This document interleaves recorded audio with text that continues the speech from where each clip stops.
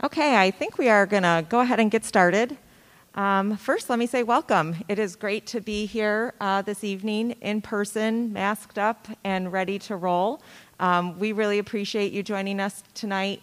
Although we presented a similar presentation last year virtually, I think we would all say that we prefer this in-person style event instead.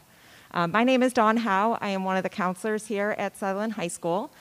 So we are going to have a two-part event this evening. So the first part of our evening today will be the high school counselors sharing information with everyone regarding the college application process.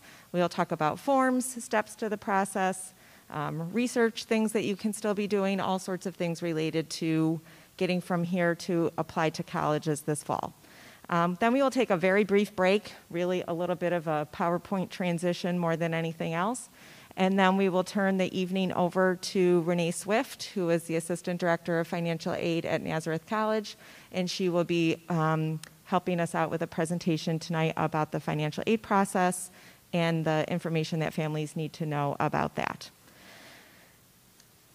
Let's see which. Okay. So when we start to think about the process, and let me pause. So on your way in, hopefully you picked up materials this evening. So a copy of our PowerPoint presentation, a couple other handouts related to tonight's program, senior year calendar, testing calendar, and then there was a separate PowerPoint presentation for the financial aid portion. So those materials are still on the back table in case anybody needs to grab them still. So to get started tonight, I think the first thing that we always want to stress with families is just that the counseling office is here to help families as they navigate this process. We know that fall of senior year with college applications can be very stressful and anxiety-provoking, but we're here. We're here to answer questions. We're here to meet your family wherever you are with the process right now. We know that we have students who are ready to hit submit on applications right now, all the way to families at the other end of the spectrum who are really starting to research colleges right now and are not quite ready to be completing applications, and everyone that's in between. So we will meet you where you are. We will have conferences with every senior, but we're also available for follow-up meetings, questions through the phone, email. We have some website resources that are relatively new for us that we will also be talking about tonight as other things to kind of help you along the way. Be rest assured everybody gets it done. I don't think anyone has, died from the process yet, so I think we'll be in good shape, but we're here to help you. What was that? Just a couple? Yeah. But yes, we are here. So as I mentioned, we know that we still have some families who are in the process of researching schools. And maybe you have an idea of the list of colleges that you're going to apply to, but maybe you're that student who at this point is like, okay, I know these are my schools, but I still couldn't tell you which is my top choice, which is kind of, maybe a school that I'm hoping to get into, but we'll see what happens. So there's a lot of resources out there to help you. One of the things that we can say, I guess you could say, is an advantage of having experienced the COVID year that we have had in the last year and a half is that colleges have really expanded the types of admissions offerings that they offer to families. So we have colleges that have gone back to in-person opportunities. You can go for campus tours. You can go for full-day sessions on a Saturday to hear about an open house program. You might be able to sit on a class, go to a dining hall. So those admissions opportunities that were the tried and true of the old days, there are a good number of colleges that have gone back to those opportunities. But then we also have all of the virtual opportunities that colleges have put together too. So if you're that student right now who is a fall athlete and can't get to go visit colleges and you're still in that research mode, there are plenty of ways for you to learn about the different colleges now when you're trying to make decisions about which colleges to apply to. One of the things that we hope that you'll do is you'll do your best to engage with these colleges, whether it's in those in-person ways or through those virtual opportunities, signing up for virtual sessions. There are some colleges that actually pay attention to that information. They want to know who is really interested in them, and that can be a factor or at least a piece of information in your college application. The best way to learn about the options available from each college is to visit their individual website, get to the admissions section, look at the different visit opportunities. Like I said, there's just so much more available virtually now than ever before, and some things that are really helpful information. The other thing that we are back to doing this year, which we're thrilled to say, is that we have in-person college rep visits again this year. So not every college has returned to in-person college representatives coming to our high school, but there's a good chunk of colleges that are going to be doing this. So we each fall host probably 140, 150, sometimes a little bit more colleges through the Sutherland High School Counseling Office, through the College and Career Center, who will be willing to come here and meet with our Sutherland students to talk about their college. So in-person visits, a student, they just need to come to the counseling office. They get a pass if that teacher for the class that they're going to miss is okay with them missing. Probably not usually going to get the okay on a test day. They can come to the college rep visit in person. We also have virtual rep visits, which are happening in the after-school hours. So like I said, we still have some colleges out there that their colleges are not traveling yet, so there are virtual opportunities. The schedule for both these virtual and in-person opportunities are posted multiple ways each day. Students can look at the calendar in Naviance. The counseling office webpage has an event calendar section. It is all the way at the bottom of the page. You can find the link to that. The bulletin board near the counseling office and on the school announcements. If a student is attending a virtual visit, the way to get the link to that virtual visit is through that event calendar or right through Naviance. But we really do hope that students take advantage of this. These representatives that come to Sutherland High School are most often the admissions representative that will read your application and have a role in your admissions decision. So getting in front of that person, making a connection, putting a face to a name that's going to come through on a college application, we find can only help you in the long run. So when we start to think about the college admissions process, you're doing your research. Eventually, you're going to apply to colleges. So, we just want to take that minute to remind families what colleges are going to be looking at as they're evaluating applications. I think the thing that we always want to stress to families year after year is just that the absolute most important piece of information in your application is your high school transcript. So colleges want to know the courses you've taken here. They want to know how you've progressed through those courses. What were your grades like in 9th grade versus 11th grade? How have you performed within our high school setting? That is definitely one of the key documents in the application process. When you look at some of the other things that we have listed here that are parts of the application, or depending on the school, some are required and some are optional pieces. These are other things that can and will be evaluated as part of that application process. So in a couple of minutes, we're going to talk about standardized test scores, so I'm not going to spend too much time talking about that now.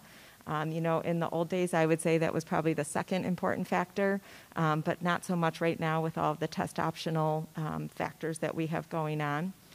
The application essay, I think that one of the things we want families to be thinking about is this is a great opportunity for that person reading your application to get to know the student, who you are, get a little glimpse into your personality, something you're passionate about, something you want to share with the college.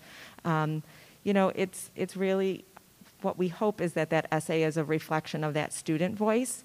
We know that there are lots of resources out there to help students with their application essays, but we hope that authentic voice comes through because that's really what the college is looking for. And then other factors that you see listed here, extracurricular activities, if an interview can or might be part of the process with a particular school, letters of recommendation written by teachers, counselors, other outside recommenders, or if you have a special talent. So all of those things are going to be pieces to the puzzle when colleges are making their admissions decisions. So as colleges are working to make those admissions decisions, we also want to just take a moment to pause to think about, what other factors are they thinking about when they are making this decision. So they're looking at you as an individual applicant, but then they're also looking at your application within their larger applicant pool. One of the terminology, I guess you could say, or things that we hear often from college admissions representatives, and maybe you've heard this too in information sessions, is they're looking to create a balanced class of students. So what are they talking about when they're talking about balanced class? So some of these other things that we have on the slide here are some of those different factors that they're looking to kind of to create and to mold when they're putting together that class of incoming freshmen for next year. So, what part of the country do you live in? Are you a domestic versus an international applicant? Are you a first-generation student? Do you have a special talent? Are you looking at a specialized academic program? All of those things can be factors somewhat behind the scenes, some things that you don't have any control over that can or may have an impact on the admissions decision for you. One of the things that we talk about with students is, especially when we're talking about selective college admissions, so any college where the admissions rate is probably 25% or less. So these factors, these institutional goals certainly come into play. Those colleges, especially the ones with super low acceptance rates, receive applications from many, many, many qualified students, many more than they can possibly accept. So when they're trying to make the decisions about who to accept, these other institutional goals can certainly play a role. We often tell students too that when we're talking about some of those really selective schools, every student applying to that school we consider to be that college to be a stretch for them, no matter what kind of academic student. It could be a top student from our class, but at those really, really selective institutions, you'll still be considered a stretch candidate. So that brings me to my next slide tonight, where when you're working to create those lists of colleges and make those final decisions about the applications that you are going to submit this year, we hope that you go back to this topic that we introduced to students as juniors. Hopefully your overall list of colleges that you're applying to has a nice balance between schools that you would consider safety schools, where you feel very confident that you're going to get accepted, a number of schools that are target schools, that when you look at your academic profile and what that college has to say about the academic profile of their institution, you're a good match for them, and then those stretch schools. So we would love for students to have some applications from each of these categories. And we hope, again, that you would have that balance between these three categories. The one category that I would say that we probably want to ensure that you're very cautious of is that your list is not exclusively stretch schools or very heavy towards those stretch schools, because essentially we want this application process to be a positive one. We want students to have choices at the end of this process. So making sure that you have a good balanced list of schools is really the goal. One of the things that you see on the slide right now, this is just a couple snapshots from our Naviance program. So this is one of the scattergrams. So when a student goes to look at an individual college and click on the admissions information from that college, they'll see data like this. So just to remind folks, so this is Sutherland-only data. This is how our students over the last handful of years have done through the admissions process at that particular school. So when you're looking at an actual graph, I know it's hard to see on the slide today. When you're looking at an actual graph in Naviance, anytime you see a notation about a green or an individual application that has a green check mark, that's a student that was accepted. Red, of course, is bad. That means students that were unfortunately denied from that school. And as you look at this, you can also see there's a blue head on that screen. So that represents your individual student. Now, that's also if you have a test score in here. So depending on if you submitted, or if you took an SAT or ACT or not, you may or may not appear on the graph. And this just does give you a ballpark of what to look at when it comes to the admissions criteria of that school. Gives you a sense of that. The last thing I'll say about safety target in stretch schools, the one thing that will definitely happen is we're meeting with seniors for senior conferences, and we hope that families will understand this as part of the process. If I'm meeting with a student who has the bulk of their applications, or in some cases in the past I've had all of their applications really are to super selective schools, all schools that I would consider stretch schools, we will really encourage students to go back and add more schools to their list and think about diversifying that application list a little bit. Again, we're just hoping that to make sure that they have a positive outcome at the end of this process so they have lots of choices once they get their admissions decisions. So at this point, I'm going to turn things over to Colleen Teal, who's going to take it from there.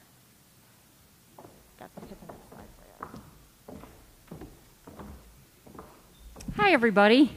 So I'm going to talk a little bit about the different steps that we need to take, not only through our office, but that our students need to take outside of what they need to do with us. So we'll start by talking about the senior conference. As Dawn mentioned, we do a senior conference for every student. Those conferences generally are starting right around now. We like to meet with any student who's applying early action or early decision to a college between now and the end of October. The November 1 deadline is a typical deadline for early action or early decision, although there may be a few schools that are in the middle of October. But what I would say is if you are thinking about applying early action or early decision to any school, you can come down to our office and talk with Mrs. LaPerry and go ahead and sign up for your senior conference with us. We also have a couple of pieces that we ask students to fill out on Naviance. They update both the resume, and there's a survey called the SHS Rising Senior Information Survey that can be found. So completing that is very helpful to us in writing the letter of recommendation. It just helps us to add depth, as does the parent component. There's a senior parent information form that's been sent home a couple of times via email to parents. That's a nice opportunity for parents to share things with us that they would like us to potentially represent in a letter of recommendation. And again, sometimes our conversations with students or the things that students share with us on the Rising Senior Information Survey provide us a certain level of depth, but then the pieces that we get from parents just take things that much deeper and allow us to really be able to represent things nicely in our letter of recommendation for students.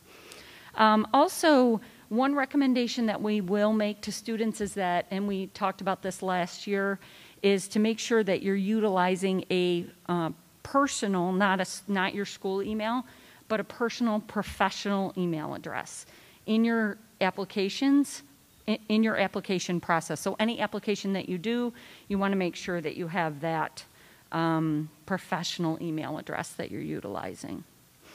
There are a couple additional resources that we are providing. Dawn mentioned some of them already, but we have a counseling office newsletter that's new this year.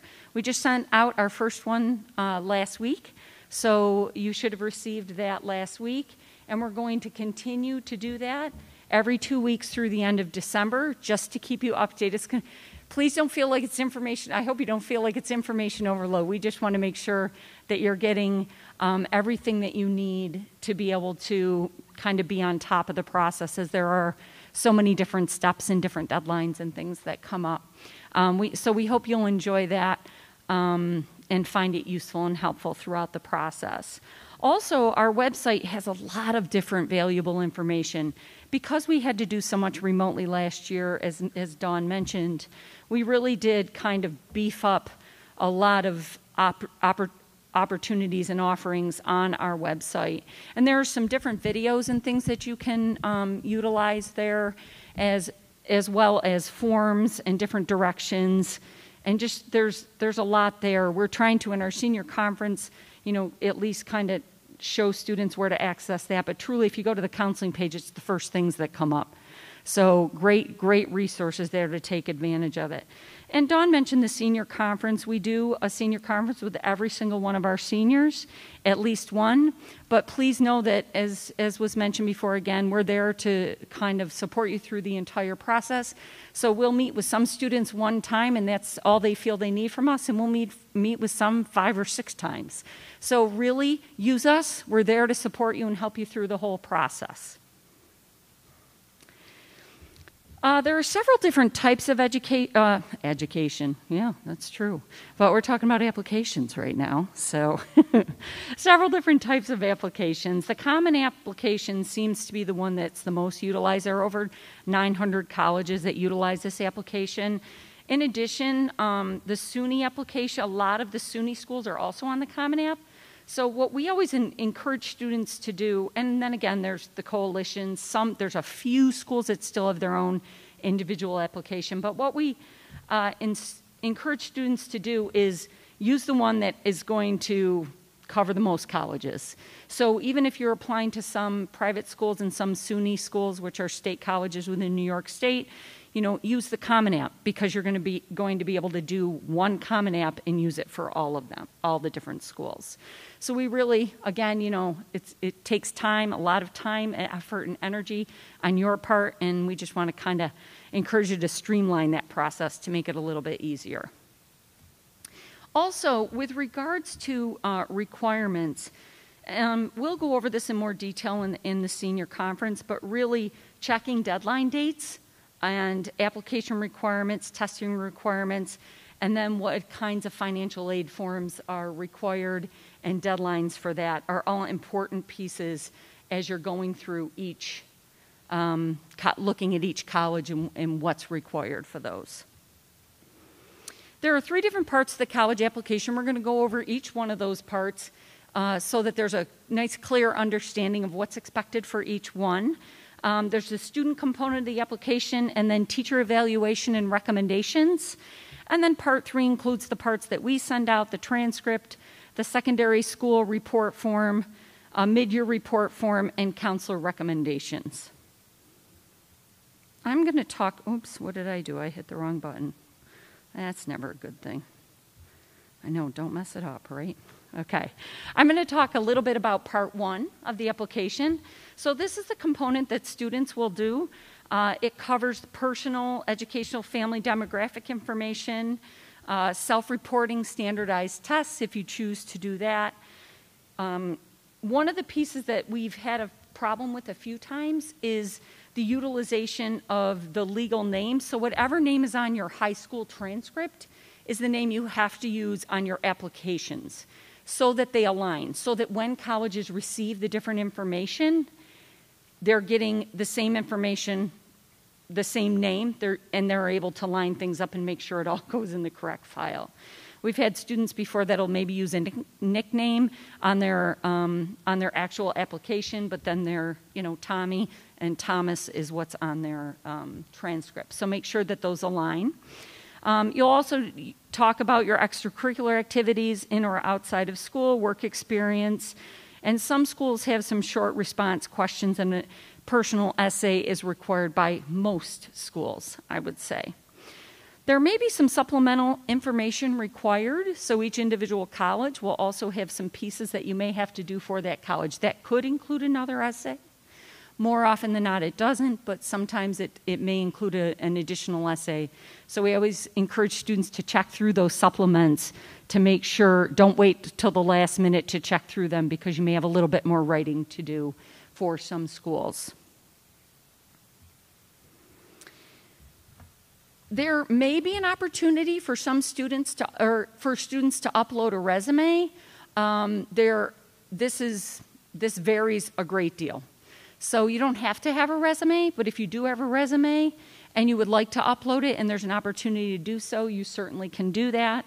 And the student's responsible for the submission of all of those application components. Self-reporting your standardized tests, GPA, and current courses are all part of the application. When we meet with you individually, we will go over that educational section with you, just to kind of make sure things are in the application correctly. And fee waivers are also available for application fees and standardized testing fees based upon financial need guidelines. Those guidelines are listed on our website. So if you wanted to take a look to see whether or not you qualify for fee waivers for standardized testing or your applications, you can do so. I'm going to turn it over now to Lynn Drake, and she's going to talk about the other parts of the application. Hi, everybody. So I'm going to talk a little bit about teacher recommendations. So last year when we had met with students about their junior conferences, we started them thinking about who might be teachers that you want to ask for letters of recommendation. Some of them had responses at that point. Some of those responses have changed in the fall of their senior year. Some of them have already asked, and all that is good. What the students need to do is actually communicate with the teachers just to make sure, hey, will you write a letter of recommendation for me? And then start that conversation so that teachers are aware that they will be writing a letter of recommendation. So the first part is reaching out verbally in person would be ideal in order to do that. Once the teachers are asked, some teachers have varying requirements of what they might want a student to do as they write a letter of recommendation. They may ask for additional questions. They may do an interview with them. They may have a form to fill out. So have students completing that in a timely manner so that the teacher can write that letter of recommendation. We also knew this year our students are requesting those letters of recommendation after they verbally ask them through Naviance, and we'll be doing this during their senior conferences also. But when they go under colleges I'm applying to and then letters of recommendation, they can input the teachers that they would like to write letters of recommendation. They'll pick the teacher from the list, they'll say a general form, and then what they'll do too is when they're filling out their blue form, which I'll talk a little bit about, on that they'll put specifically what teachers for that exact college do they want those letters of recommendations to go out for. So once again, we talked about deadlines. Deadlines are a key thing. So you have to pay attention to those dates and deadlines, and we've already said this once before, but it bears repeating, is that for that first application, we need 1 month or 20 working days in advance in order to write letters of recommendation, both for teachers and for counselors. And the reason is that when we have a whole class of 250 students that are trying to get letters by a small population of teachers, we have to budget our time and be able to fit that in. Teachers are trying to fit that in between lesson planning and teaching, and it's usually in their own private time. I know us 4 counselors spend many weekends writing letters of recommendation.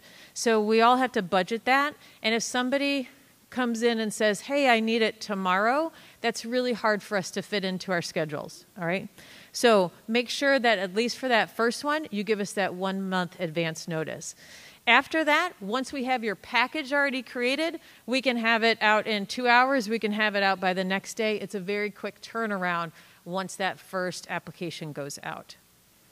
Teachers are also completing a Common App teacher evaluation. It's a rating scale. We also do a rating scale as a counselor, and it may be things like leadership, intellectual promise, and motivation, things like that. So that's why we pull a lot of resources to get those information. The other thing is when people write letters of recommendation for students, they really are partnering in that application process. So they want to hear what the results are. They are curious and excited for you and want to know what happened to those applications. Which schools are you thinking about? What's the one you ultimately decided to attend?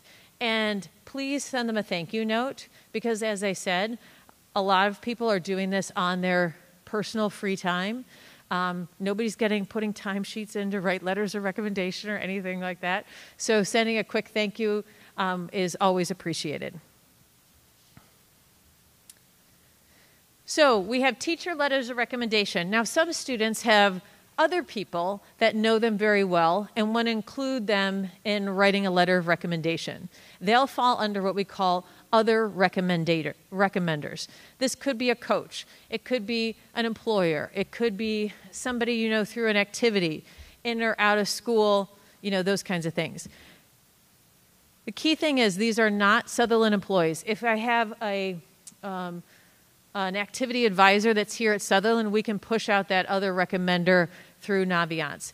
But if it's somebody who's not affiliated with a school that we really can't give an account to send that out electronically, students are going to invite them through other recommenders, which is on the Common App. And when we do the senior conference with students, can kind of go over that, but students will see that on the college side of the Common Application. And we have also instructions on our counseling office website in order to follow for those other recommenders. So after you take care of finalizing, okay, who's going to write letters of recommendation for me? The other thing you're going to do is we submit a secondary school report. So counseling office will submit a bunch of materials on behalf of the student. So high school transcript goes out. That's an official one. A secondary school report, counselor letter of recommendation. We'll push out those teacher letters of recommendation and a school profile for each application. So I mentioned this blue form. I do have only 2 here.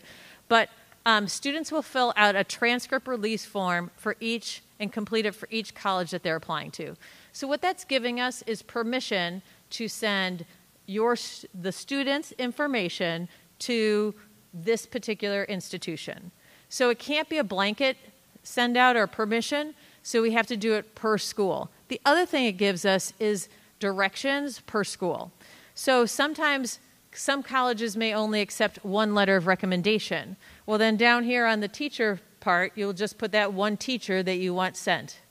So you may have a couple in Naviance, but you're going to tell us which one of those couples, a couple of those teachers, if you only have 1 to go or 2 to go, you're going to tell us which ones to do that. So this blue sheet customizes what you want sent. For the most part, a lot of it is the same, but it's telling us what's your deadline date, how are you applying, what teacher recs. So it communicates to us so we know what to send out on your behalf. It also gives us ability to track what's happening. What day do we send that out?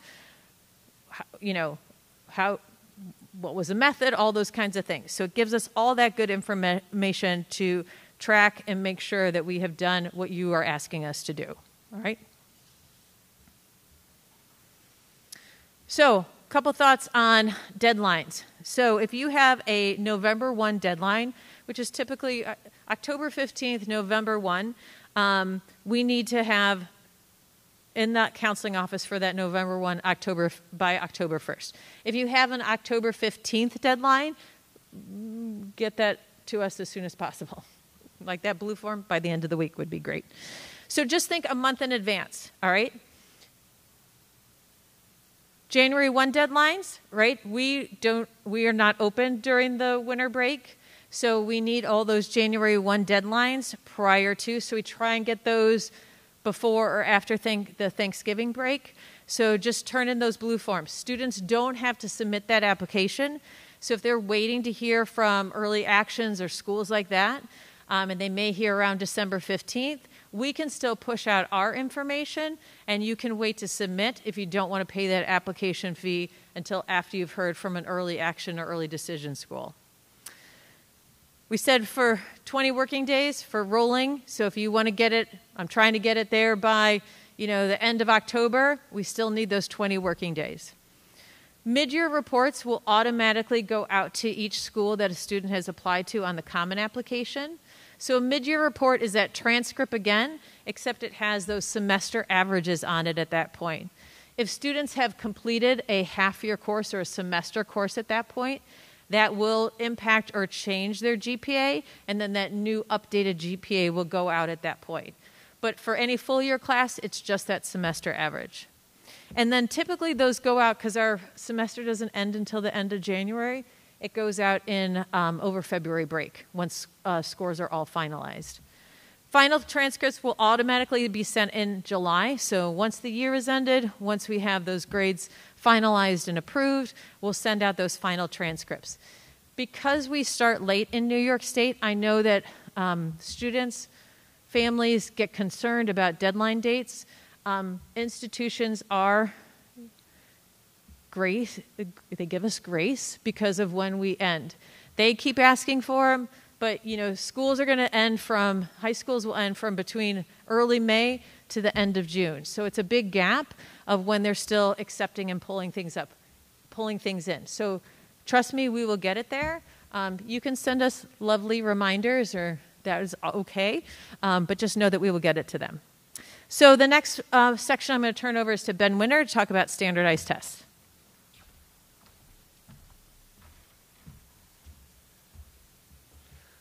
Hi, everybody. All right, so standardized test scores. So there are really three options for standardized test scores. The key is to check the website for every school that you're applying to, okay?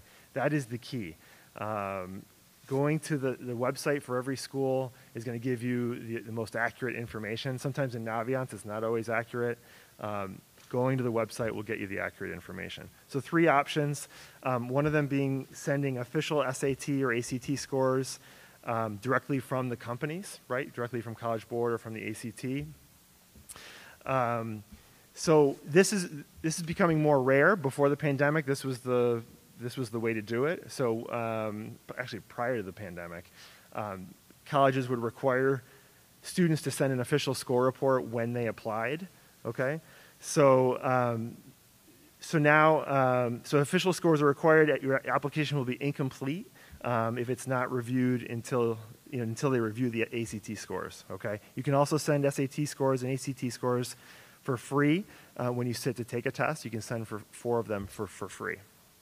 So this is pretty rare now for colleges to require an official score to be sent when you're applying, at the time of applying.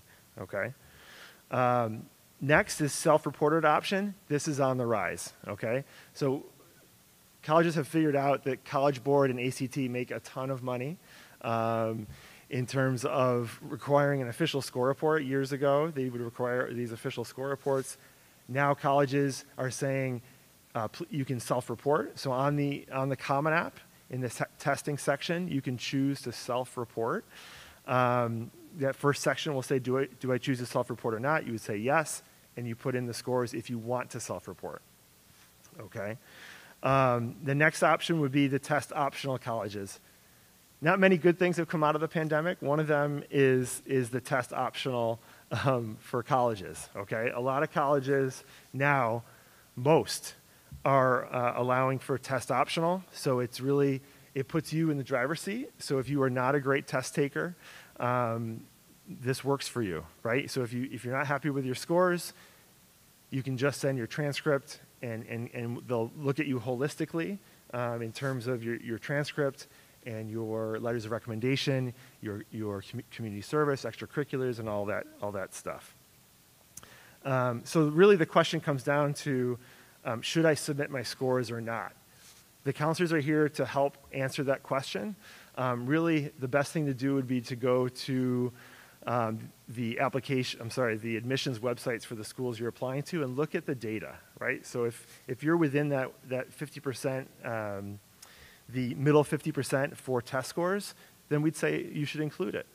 If you're below that middle 50%, it's probably not going to help you, okay? So this is something that's going to really help you guys. It's not, usually in years past, the standardized test part of the application process was the dreaded part. Now really, it can only help you, okay? So we're happy to help you guys make that decision, okay? Okay, we'll turn to NCAA Eligibility Center. This is for student athletes. So and this would only be for student athletes that want to compete at the Division I or the Division II level. Division III, you do not need to be eligible through the NCAA. So when we say eligible, that means that a transcript would need to be sent from our office, an initial transcript. So if you do plan on competing at Division I or Division II level, and you haven't sent a transcript yet, please come see us. A blue form would need to be filled out, and then we will send an initial transcript now. And then we will also send one at the end of the school year, like usually in July. NCAA will need that transcript. The nice thing also, because of the pandemic, they are waiving the standardized test score requirement. So that's not something that they will be considering. It's just based on GPA. And the required courses, and we do have on our website a workable sheet that you can go in and put in your courses that you've taken, okay, and you can see whether you would be eligible for NCAA. Okay, social media suggestions. Just be smart, okay, and this goes for all of us, adults, kids, everyone, right? Be smart about what you're putting out there. Colleges use social media a lot now since the pandemic to communicate. It's the easiest way for them to get information out, okay? So we would encourage you to follow or like a school or even a department within a school that you're considering so that you're getting all that information that you need. There's a lot of information is going out through social media and online. But again, on an individual basis, just be smart, right? In terms of inappropriate posts, personal attacks, this is all out there, right? It stays with you. And so be smart about what's out there on social media. Admissions offices do search students.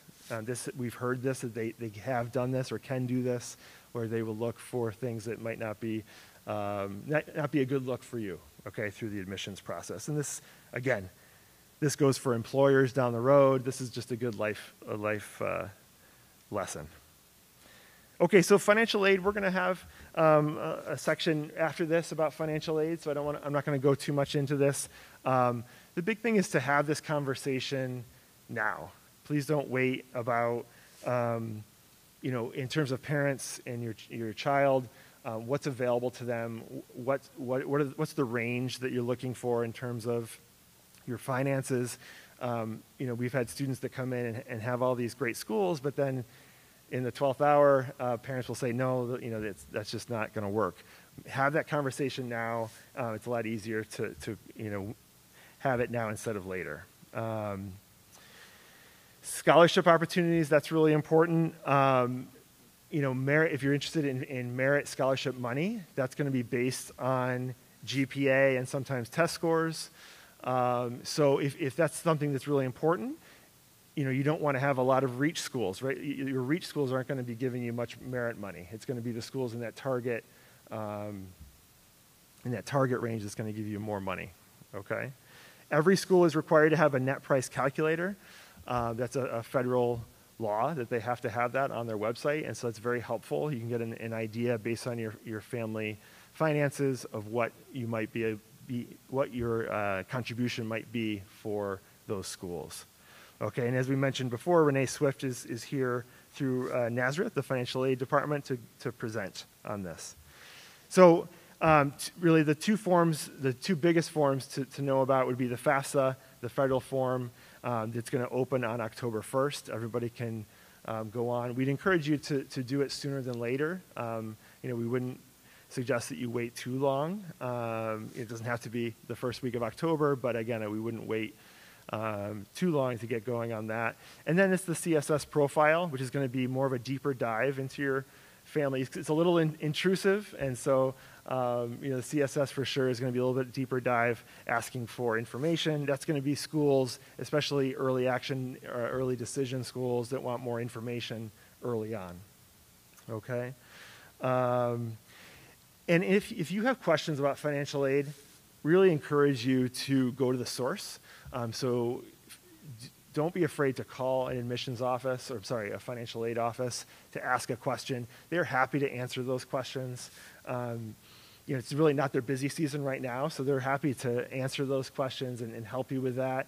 Even some of the local schools, if you're not, I would say Renee would probably say, hey, call our office, even if you're not applying to Nazareth.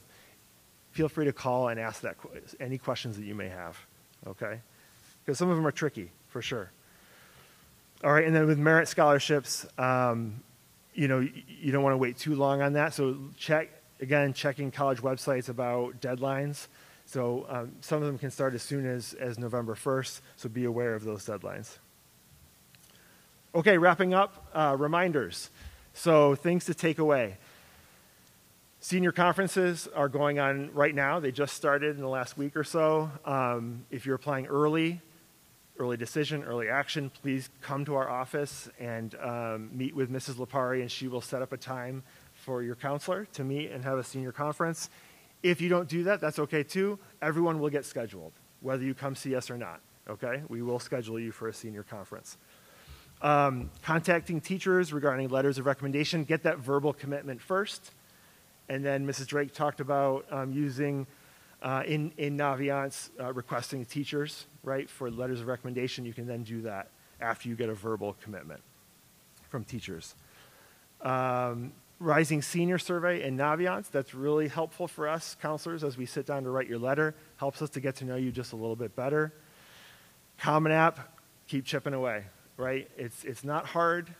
It's just time consuming, right? In terms of getting all that information into Common App, the essay is going to be a big part of it. So don't wait to do the Common App. Sign up for any standardized test. If testing is a strength of yours, there's still chances to take the SAT and the ACT. Sign up for it and see what you get, okay? And then transcript release forms, that's the key. Every single school you're applying to, we need a transcript release form. The first one, for sure, 30 days, 20 working days before the deadline. Okay. So that's the end of our first section here. We're gonna have Renee come up and present from Nazareth, and we'll go from there. Okay, I think we're going to go ahead and get started. So as we've mentioned, we have Renee Swift here. She is the Assistant Director of, I think that's right, Assistant Director of Financial Aid at Nazareth College. She's super gracious with her time, and we really appreciate her as a resource for our school. So I'll turn it over to Renee. All right. So I appreciate you all sticking with me here. It's a lot of information I'm sure you've gotten over the last little while about college, and whether you've spent a little bit of time thinking about it or a lot of time thinking about it, it is quite an adventure, isn't it? And my piece of it, hopefully, is not going to be your most stressful part of the adventure. It's not going to be the whitewater rafting part of it. I'm here to talk to you in very basic, general terms about financial aid. What I'm going to present to you this evening is going to be applicable to most of the colleges your children are looking at. In terms of federal and state eligibility things. The only things that I really can't speak to with great authority is the individual institutional level of funding. So this presentation is mainly about federal eligibility as well as New York State eligibility. So the goals for the presentation tonight are to talk to you a little bit about some basic financial aid terms. We live in an alphabet soup.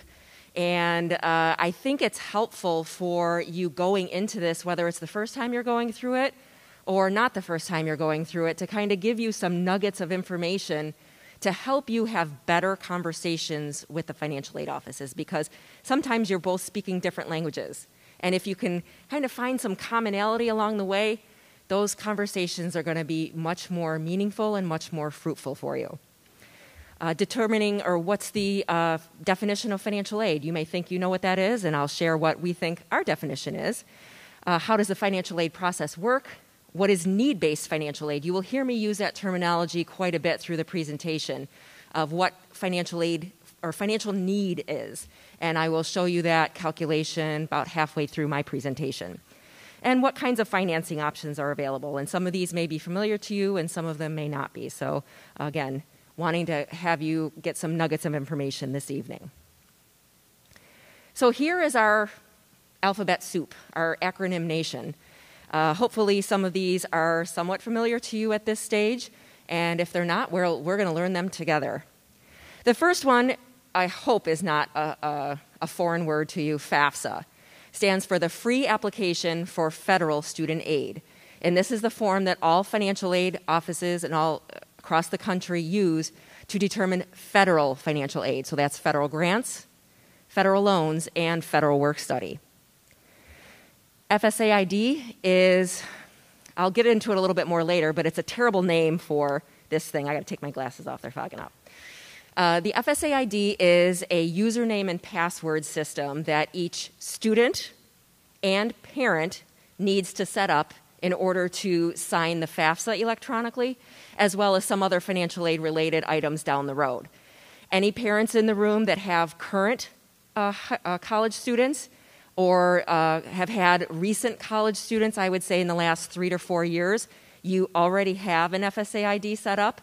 You don't need to set up a new one. So if you have, say, 3 kids and your most recent child was in college 5 years ago, then you probably need to do one. But if you had one 2 years ago, you don't need to do a new one for yourself.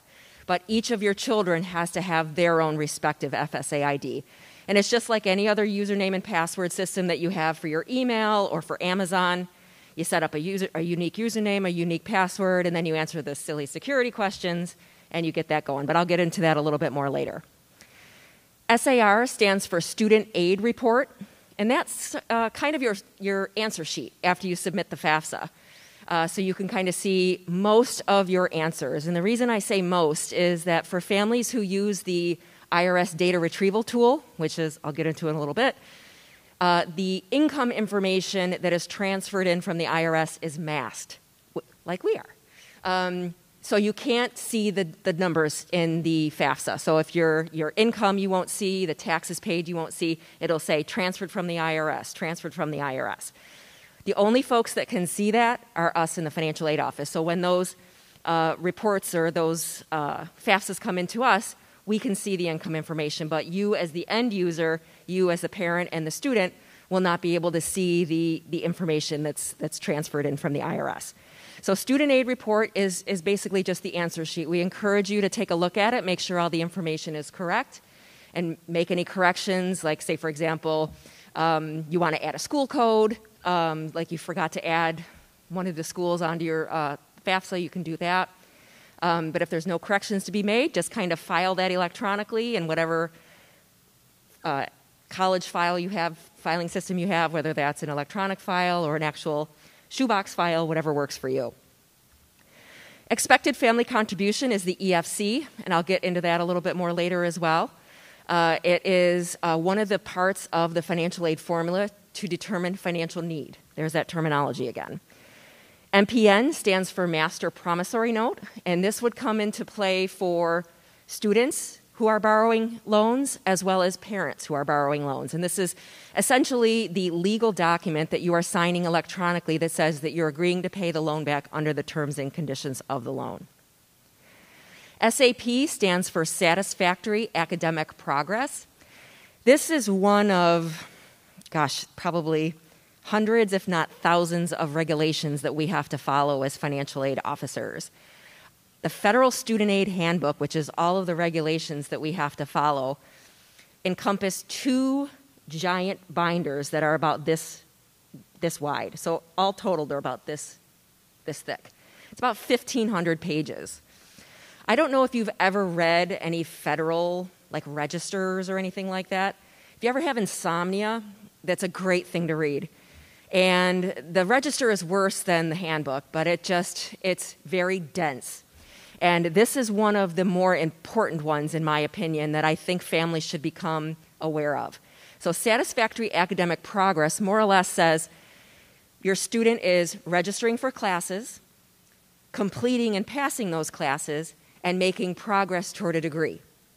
They're not registering for 15 credits, withdrawing from 9, taking another 15, withdrawing from 6.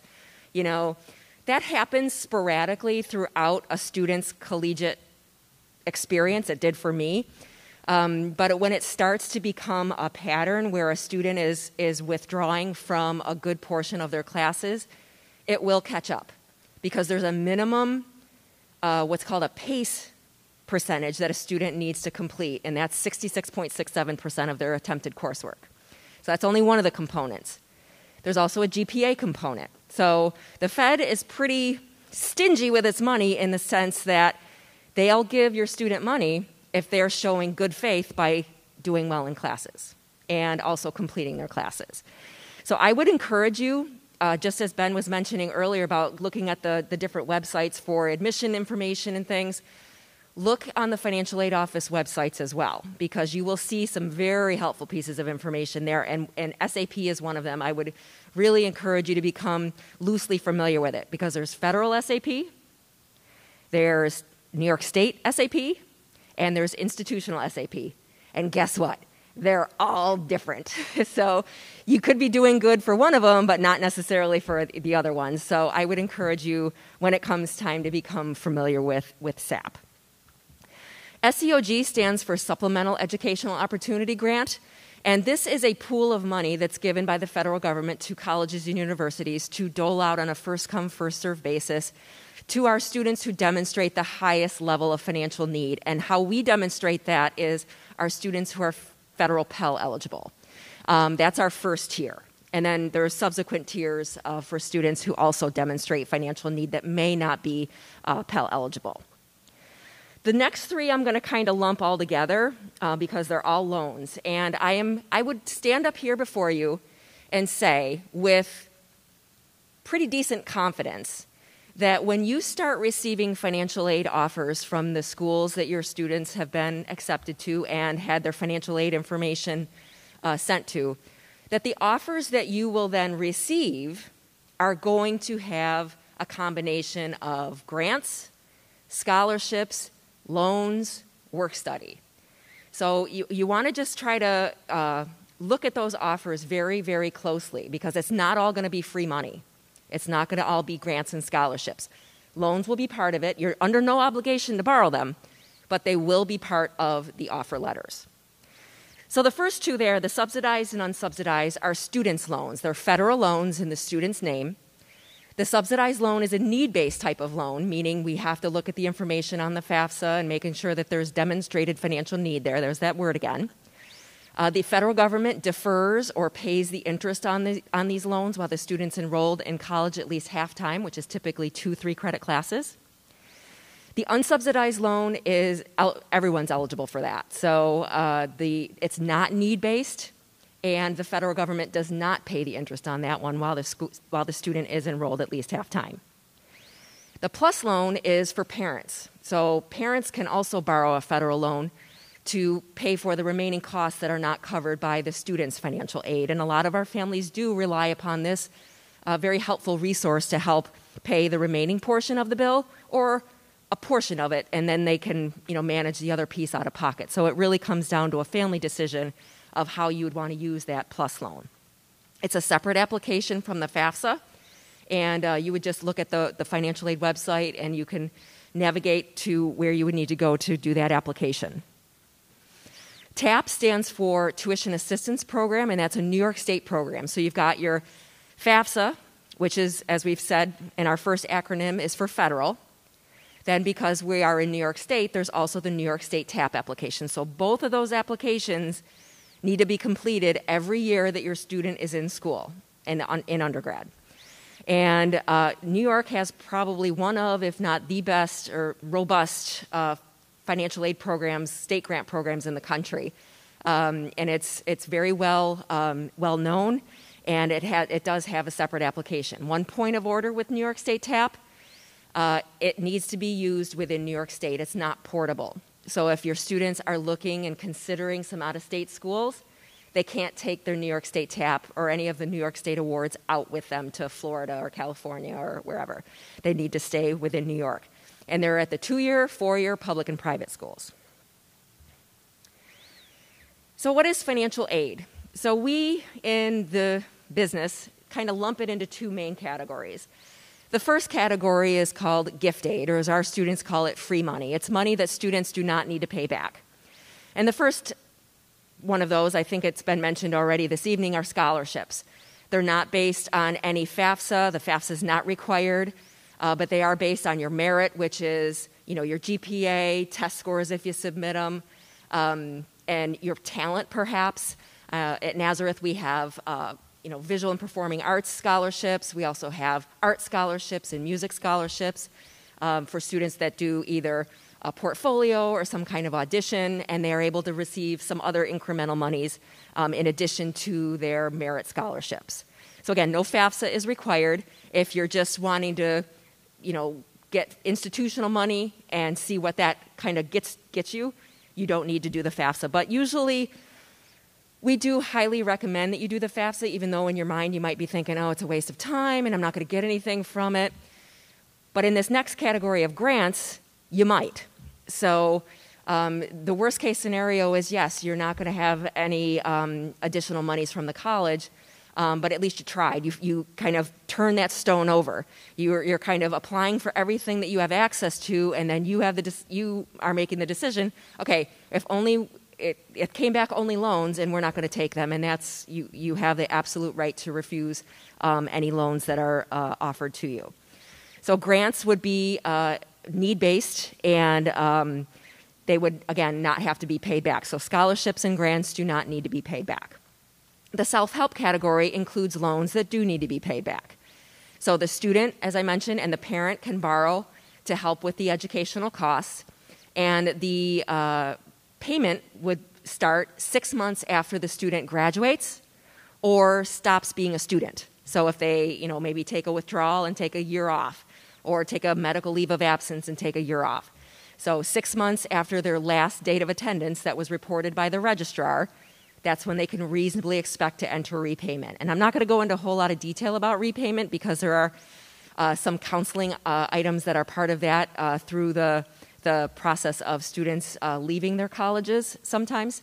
So I'm not going to bore you with all that information. But this is a really valuable resource to many of our families who don't necessarily have the, their own resources to pay these sometimes large bills.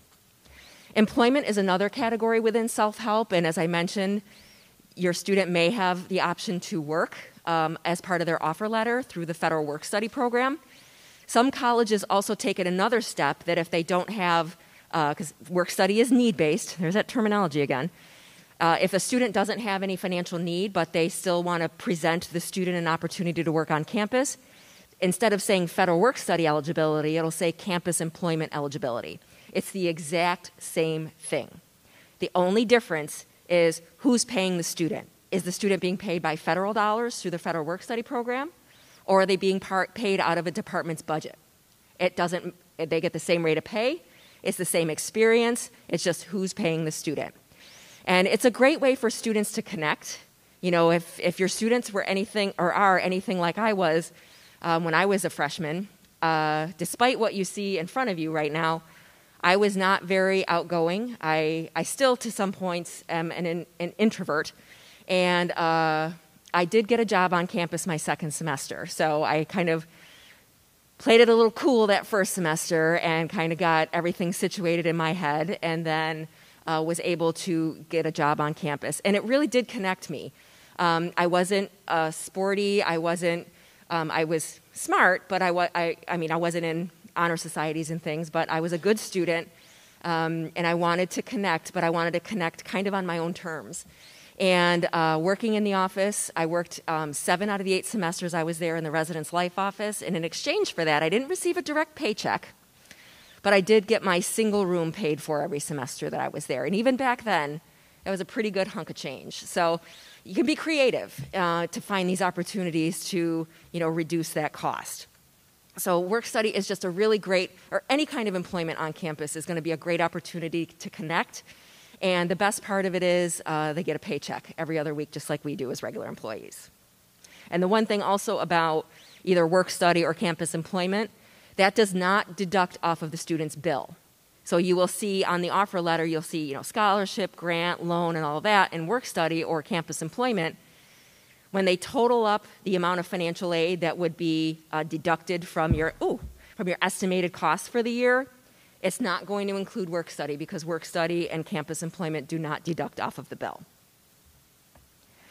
So different sources for college. So we've covered a lot of these already in the course of defining and our little acronym jumble there. So the main source is going to be the federal government. As I mentioned, it's going to be determining your eligibility for federal grants, federal loans, and federal work-study.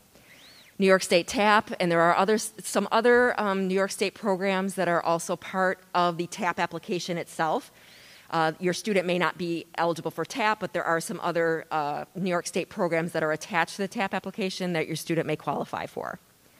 Your colleges and universities are great resources, and as I mentioned, look at the college website, the financial aid office pages. You're going to find some really good information there in terms of any priority filing dates, forms that you might need later on, links to outside scholarship searches, links possibly to campus employment. So there's going to be some really great nuggets of information there, and I would encourage you to maybe look at multiple ones, maybe some schools that your kids aren't even looking at, for just some other tips and tricks along the way, because this process, as I said, whether you're going through it the first time or the fifth time, it's stress-inducing, and we want to try to help you through that to the best of our ability. And then the final one is private organizations for outside scholarships. I would encourage you to start that process now if you haven't already, and kind of treat it like a part-time job. I have a link at the very end of the presentation for the Rochester Community Foundation, which is a very generous supporter of our students at NAS and other schools that I've worked for, and just kind of maximize your opportunities there. Your counselor here, the different links on the websites of the colleges that you're looking at, and start soon and continue to do it. You're not only financing your first year, but you're also financing years 2, 3, and 4. So you want to try to find as many free money opportunities as you can to, limit your borrowing and, reducing your overall debt.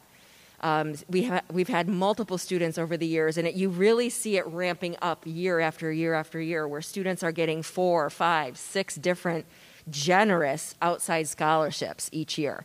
And it's a really great thing to see that they're really putting the time to do that. And, it might be just the thing of an essay or, doing a video. I mean, I think the students are more adept at making videos these days than they ever were.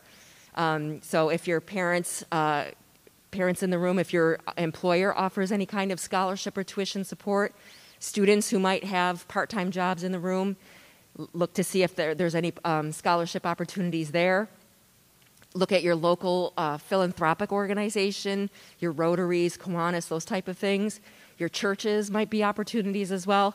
But kind of, as I said, no stone unturned in this process. We want to make sure that you're aware of all the opportunities available for your students. So now we're getting into the bits that we work on every single day in our office as far as the tools that we use to determine what types of financial aid your students are eligible for. And the first thing that we start with is called the cost of attendance, or we call it the budget. And this is 2 main components. It's the direct billables to the student, and it's also some indirect charges. So it, depending on the school type, could be a large number. And this is what it would cost for 1 year for a student to attend that college. So for most of our incoming freshmen, that's going to be tuition fees, room and board, room and a meal plan, and estimated costs for books and supplies, travel, and personal expenses. So that is your big number that we start with. And that's also the maximum amount of financial aid a student can receive in 1 year. The next bit of that calculation is the expected family contribution, and we covered that in our acronyms on one of our earlier slides. The EFC is derived from the information put on the FAFSA, and it is a complex formula that is determined by Congress. It's nothing that Nazareth does, it's nothing that Harvard does or USC does. It is prescribed by federal statute. And it goes by the information provided on the FAFSA. And what I've listed below, or what I've listed on the slide here, are the main components to it. So, how many parents in the room have done a FAFSA prior to, say, 5 years ago? Couple. So if you remember, the FAFSA was available in January, and you hadn't done your taxes, the tax year that the FAFSA wanted, so you had to do your best to estimate and then go back in it when you did your taxes and fix it and all that, and it was a pain. Well, about 4 years ago, 3 years, it seems like forever now, it seems like it's the regular thing, the FAFSA shifted from being available in January to being available in October. And then people freaked out and they're like, but I still don't have my taxes done. the Fed was like, we've solved that. We're not going to look at the most recent tax year. We're going to go back 2 years. To which parents were like, what? And we were like, what? So for the most part, I think it's working. The only time that it's a little dicey is 2 years is a long time. You know, if the last 2 years, despite the fact that they've flown by, 2 years, a lot can happen. And it presents some unique challenges where when a family is filling out their FAFSA based on an income from 2 years ago, which might have been like super duper great, and now might not be super duper great. So they still got to fill out the FAFSA with the super duper great numbers, but then they've got to contact the financial aid office about the not so super duper great stuff. So I'll cover that more in a little bit. So parents, prior year of income, that's what we call it, is prior year, or PPY for another acronym. Students, prior year of income as well. And then it switches to the current value of assets for the student and parent, the number of household members, so that's parents. If there is a divorce separation situation and a remarriage, it's going to include step-parent. So it's parents, siblings, and any other folks in the household that are receiving more than half of their support from the parents. It's also going to be the household members in college. That's not including the parents. So if there are siblings in the household that are both attending college at the same time, that would be could be 2, 3, whatever, but it's not going to include the parents. If there are parents in the room that are going to college at the same time, awesome, and you're taking advantage of federal programs, you can include your student on your FAFSA, but your student can't include you on their FAFSA. And the age of the older parent is also taken into consideration in this formula. As far as the parent closer to retirement, the formula blocks out some of that income in preparation for retirement. So again, it's a very complex, convoluted calculation that we use as a tool. We use it strictly as a tool. The EFC ranges from 0 all the way up to $999,999. You will be in that spectrum somewhere. So the lower the EFC, the higher the financial need. The higher the EFC, the lower the financial need. So again, we use it as a tool to help determine what types of financial aid your student is going to qualify for. So remember, cost of attendance, big number, tuition fees, room, board, book supplies, travel, personal expenses, miscellaneous expenses. Then we deduct the family contribution, and then bam, we get financial need. So if there's a positive number left over after that arithmetic, the student has demonstrated financial need. If there's a 0 or a negative number, that simply means they're not eligible for any need-based monies. They would qualify for campus employment, the unsubsidized loan. Scholarships don't even figure into that because the FAFSA is not required. So it doesn't mean that your child is going to be cut off from financial aid. It's just different fund types are available to your student with a no-need situation versus a financial need situation. And the FAFSA, you can list up to 10 schools on it. So I'm not sure if your students have identified 10 schools, but if they have, they can list all 10 of them on the FAFSA, and then all 10 of those schools will receive that information. The family contribution is going to be the same across the board. What's different is the cost. And that's what this slide is meant to demonstrate. So what I usually do is I start in the middle with a community college, the lower cost school, with the same EFC, that 10,000 EFC. And as you notice, the leftover is a positive number, so this student has $15,000 of unmet need. Schools do their best, depending on their resources, to meet need, but if they have limited funds, and they may not be able to meet full need. But they do their best with the resources that they have. So in this scenario with the community college, the student would be eligible for work study, the subsidized loan, and possibly any need-based grants that the college might have. Moving over to the state college, you notice the cost is a little bit higher, but you also notice that the need is higher. So in addition to the work study and subsidized loan, you might see some diversity with the amount of need-based grant. Whereas a community college might only be able to offer $500, a state school might be able to offer, $5,000 because they've got better, higher resources than the community college. And going down to on the right-hand side of the private school, is a higher cost again and a higher need. And again, you're going to see diversity not only in the award types, but also the award amounts. So you just want to make sure that you're kind of comparing apples to apples. You're not expecting to see a $5,000 scholarship or a $5,000 grant from a community college where they might not have those resources. So just kind of making sure that you're kind of comparing apples to apples and really drilling down into those offer letters when you start receiving them. And all scholarships and grants from the institutions are not created equal either. So you're not going to see the same level of funding across the board with the different school types. So it's just important if you're comparing, say, a SUNY school to a private school, that's not really fair in some ways, because SUNY tuition is so much lower than a private school tuition. But maybe, what the school and the federal and state is able to offer you is bringing that cost down to something manageable for you. So getting into the application process, so the FAFSA is available online, and that's how most, if not all, students are applying. This Friday, October 1st, cannot believe it, is the earliest that you can do the FAFSA. I don't recommend it. The reason I don't recommend it is every other senior in this entire country and all of the territories owned by the United States get out on October 1st and crash the system every single year. And this process is already frustrating enough. We get that. We don't want to make it any more frustrating for you than it already is. So waiting till like the middle of October to get this bad boy started is perfectly acceptable. Just let all the bugs work themselves out so that you're not like crashing the system and getting more freaked out by the process.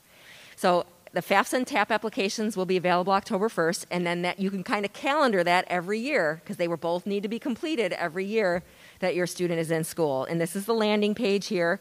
You will have already done your FSA ID, which I'm getting to, but this is going to be the website that you're going to is FAFSA.gov for government.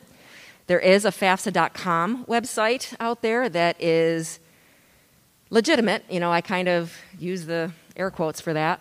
You don't realize how legitimate it is until you're putting your credit card information in at the very end to have them process your FAFSA. And if we remember our first slide about FAFSA, the first F is free. So please, to the best of your ability, not paying someone to do your FAFSA for you. There's plenty of help available. Ben mentioned that. There's really not a lot of downtime with the financial aid office. We're in kind of a bit of a lull. But when October 1st hits, all the new forms need to be updated. The website needs to be updated. We start doing financial aid nights. We're doing FAFSA and TAP completion events around the state.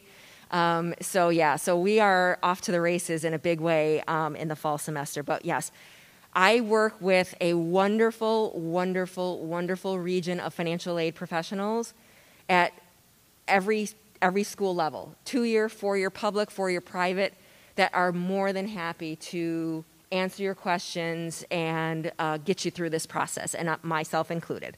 I've been doing this a long time, and this is by far my favorite part of my job, is getting out and helping people, families, through this process, because I remember my mother struggling with it, and the FAFSA was just born. Oh, gosh. I think my sophomore year in college was when the FAFSA was born. Before that, it was the FAF, and it was awful. My mother had such stress. She went to a night like this. She came back more confused than I'd ever seen her. And my mother's a smart woman. So when the FAFSA came out, it kind of simplified some things. I mean, it's got 107 questions on it, so it may not seem simple. But the first time through it is going to be the hardest. I know that. But once you get 1 year under your belt, it goes by and it gets much, much easier. So when do you apply? So I kind of made this chart when the FAFSA became available in October. So I think this goes down to 7th grade. So if you've got some younger kids in the pipeline, this will kind of give you an idea of when you will be filing maybe multiple FAFSAs in any given year. So October 1st, this Friday, is the earliest that your students can do their FAFSA. So October 1st of their senior year. It's going to be looking at the base year 2020. Remember that prior year. And kind of going forward is listed there. So if this is something that you want to kind of keep on your fridge, feel free so you can kind of keep track of other kids that are in the pipeline. But certainly for seniors, that time is this Friday. The FSA ID that we talked about earlier in the acronyms is, again, a username and password that students and parents use to sign the FAFSA every year electronically, and also do some other financial aid related things down the road. That's the entrance counseling for students who are first-time loan borrowers.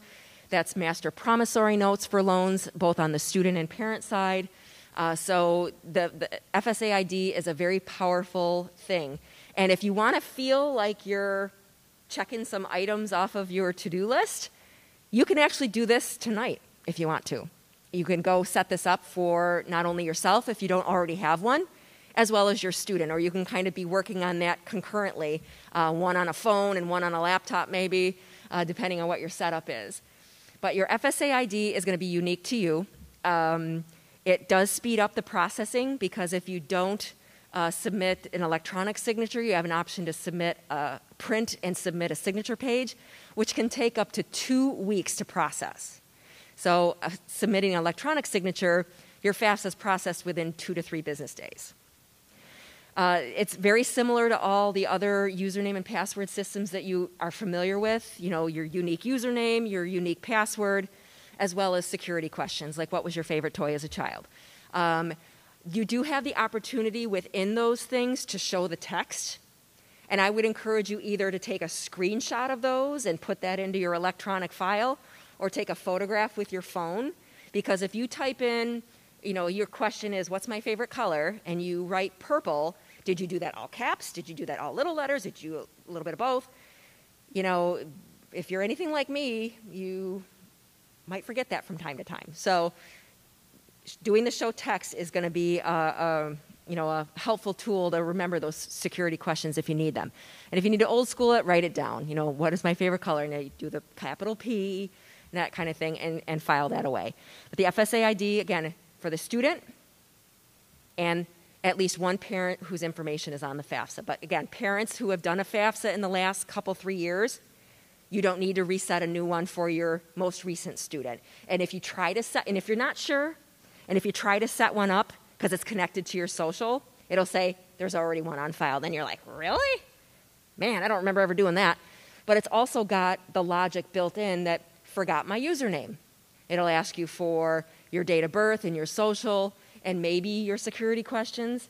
And you're able to retrieve your username and you're like, oh yeah, I remember that. And then hopefully that'll spark what the password was, but if not, it also has logic to reset your password. Merit scholarships offered by colleges and universities to the best of their funding availability. We've talked about that a little bit already. The selection criteria is going to vary by school. The application process. I have not personally worked for any schools other than some community colleges that have had a separate application. So most of the four-year colleges that I've worked for, the application process really isn't one. It's part of the admissions process. Admissions has all of your transcripts and your portfolios and all of that stuff, and then they work in conjunction with the financial aid office to determine the scholarship, what scholarships your students are eligible for. So usually it's kind of a seamless process where the financial aid office and the admissions team will work together on that. And one thing you want to be aware of too is what are the renewal terms, and this kind of goes back to that SAP that we were talking about. So, there probably is going to be a minimum GPA that your students are going to need to maintain in order to maintain the full value of their scholarship. So you want to be aware of what that is. And most of these are renewable from year to year as long as the student is meeting the GPA requirements and they're a full-time student, which we define as 12 credits or more. This slide here is the one that usually makes me the most, sad as a financial aid officer. Because we know that, this last year and a half notwithstanding, but, there are some times where families have experienced things that you can't capture on the FAFSA. The FAFSA is a processor. It's like you put in the information and it gives you this, and you kind of feel like that's all there is. And that's what this slide is meant to demonstrate to you, is that's not all there is. You know, as I said, 2 years is a long time. 2 years is a long time for incomes to change. It's a long time for family dynamics to change. It's a long time for lots of things to change. And the FAFSA is looking for a specific base year, so that's what you want to start with. Then if there is a circumstance currently that is not reflected in the FAFSA information, that's kind of when you want to start having those conversations with the financial aid offices, because we will have that talk with you and see what route we're going to go down. That route could be either, let's collect some data from you and we will rework your FAFSA numbers to see if we can bring that EFC down so that we can give you more money. Or it could be the route of, even if we did the change that you're describing, it's really not going to net you anything additionally federally, but let's see if there's anything institutionally we can do. Or it could be a combination of the two. So again, it's really going to depend on the school and the school's resources.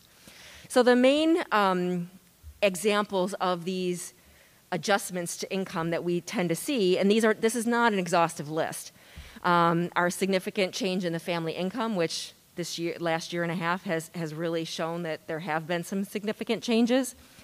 You know, caring for an elderly parent, that takes away resources that could otherwise be available to a student's college expenses. Change in employment status, you were full-time, now you're part-time or per diem, something like that. You know, private school tuition for a dependent student, you know, we would collect that information. Unusual daycare or dependent expenses, or medical and dental bills not covered by insurance, or changes in the parent's marital status after the FAFSA has been filed. So the FAFSA is filed in October, and then say in, you know, February of the following year, there's a change in the family dynamic, and we want to make sure that we're capturing that accurately on the FAFSA so that the family finances are reflected and we can redetermine any financial aid eligibility. The outcomes of these processes always, always, always is to net your student additional monies. It is, and can be, a pretty paperwork-heavy process. And the reason is we're audited every single year by the Fed. And most of the time it's a pretty stress-free kind of thing. But they pick these files specifically to look at, because most of the time we're trying to increase the federal money. And they want to make sure that we, as financial aid officers, are spending their money appropriately.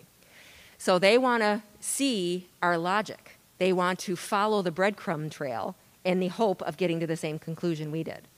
So it may seem like a somewhat paperwork-driven process, and it is. And that's for your protection and ours, because we're stewards of their money. And in order to protect the integrity of these aid programs for not only your students, but for our entire campus, if we are fined or receive any sanctions, these aren't just slaps on the wrist. They're potential 5-figure fines. So we're trying to avoid that.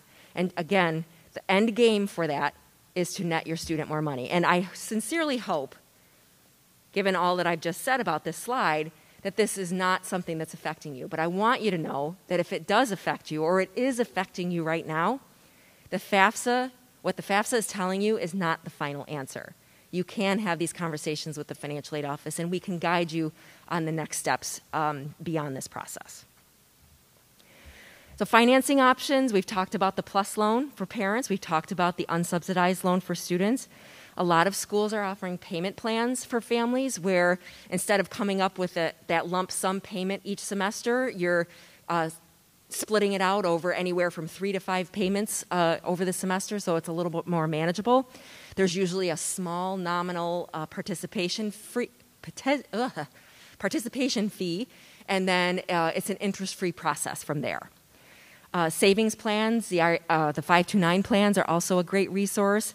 Cooperative education is offered by some of your larger research institutions and some other colleges and universities across the country, where instead of having a full slate of classes and tuition bill for a semester, a student is out working in his or her field. and earning a pretty good wage and getting some valuable experience for them for when they are looking for jobs after they graduate. So that's a cost savings there. Military resources, the colleges in the area have really great military support for the either the students themselves who are veterans or dependents of veterans, and there are military resources there that can be explored. And this is my annual plug for summer employment to encourage your students, not only in the summer, but throughout the year, if possible, to at least put aside money for books for the year. And that can be kind of a goal each year. As we see so many students each year that come in with no resources for books, and it's really a hard scenario sometimes. And the parent might borrow extra in a parent loan, or the student might borrow extra in a private loan to create a refund on their account so that they have books. But we usually plug each year for students to secure some kind of summer employment to minimally pay for their books for the year, the fall and spring semesters. So here are some links that I think are going to be useful to you. I put our website out there for some scholarship links out there that you would can look at. New York State, as I said, that's a separate application that you need to do in order to determine eligibility for any state grant programs, and they do have some pretty good tutorials on there as well to help orient you a little bit more to some of the state grant programs.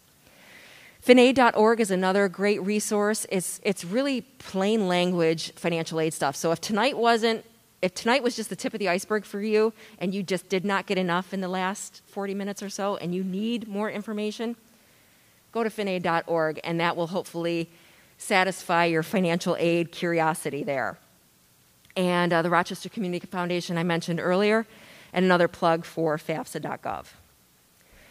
That's my contact information. Please feel free to reach out. I mean, I'm a big fan of education, however that looks for you and your student. I don't care if you come to NAS or not.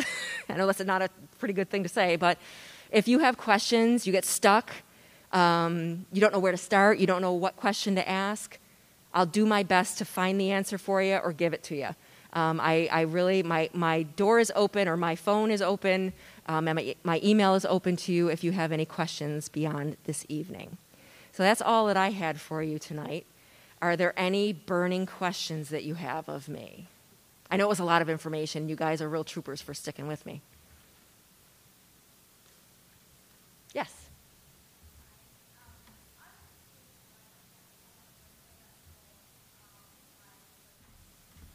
The question, if I understood it, is prior to COVID, so prior to March 2020, you filled out a FAFSA, you were a student. So if you have a student that's going to be a college student in the fall of 22, then yes, you will need to do a new FAFSA for the student. You probably already have an FSA ID, so now that was yours as a student, but you don't need to create a new one because now you're the parent on the FAFSA. You won't need to create a new FSA ID. So, but yes, you would need to do the FAFSA for 22, 23, and then all the years after that. Yes.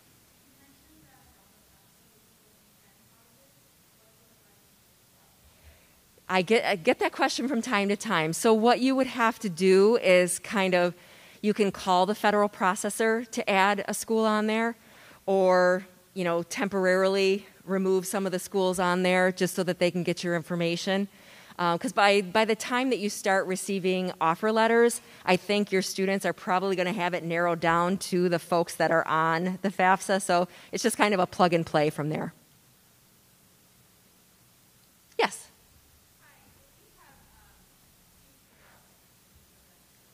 Got it. So question of, if you've got two students in the college at the same time, do you need to do two separate FAFSAs? So the short answer to that is yes. So each student will have their respective FAFSA. But the FAFSA has actually gotten smarter in the last few years. When you get to the very end of it, it'll say, do you have another student? So you can kind of follow that link. As far as assessing the financial need, the FAFSA is going to just give you that expected family contribution, because each of your students could be applying up to 10 different schools, and each of them is going to have different costs of attendance. And that information should be readily available on the college websites as well. It would either be under the financial aid piece of it or under the student accounts piece of it, because it's a little bit of a gray area. So you might be able to do some of that math yourself to say, okay, these schools I've got pretty high need. These schools I've got kind of middle of the road. These schools here, doesn't appear that I have much. So you would be able to kind of figure that out for yourself. But the FAFSA is not going to tell you what the financial need is going to be at each school. That's kind of when the financial aid offers start coming through. And I've seen a lot of the local ones, and some of them are better than others. And most of them that I've seen, you can kind of see that on the offer letter so that you can do a good comparison side by side and really start narrowing it down to the schools that are, on the list and doable for you. Mm-hmm. Anything more? Again, I appreciate you sticking with me. I appreciate being back. I'm out amongst people, and I hope you guys have a great evening. Thank you so much. Thanks, everyone, for joining us tonight. We appreciate you being here.